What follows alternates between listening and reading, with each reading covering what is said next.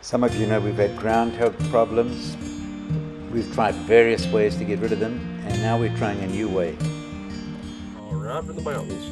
Adam's prepared for a long winter ahead. Families snuggled together in the burrows and caves, started getting ready to sleep. Everyone except the one groundhog family, that is, they were busy looking for their littlest groundhog.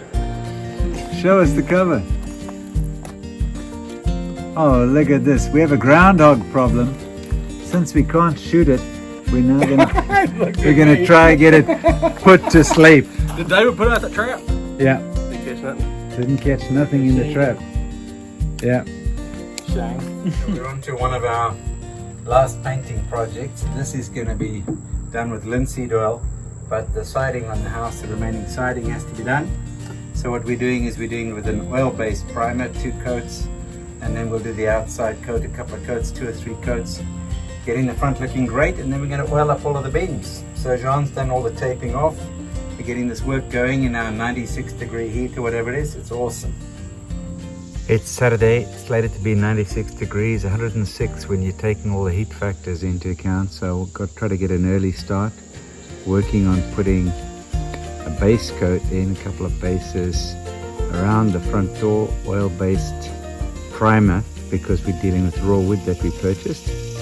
So right now, that's the goal for today, is to get that, finish the priming, and then get a couple of coats of paint on that.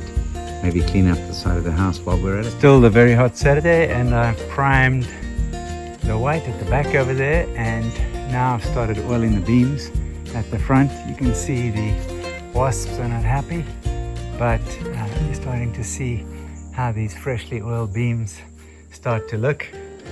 Working on the ones on the other side and at the apex over here. So all in a Saturday's work. So I finished oiling the beams up the front and started to see how it looks against the house over here. The house is nice and white. The beams are going to be a great color.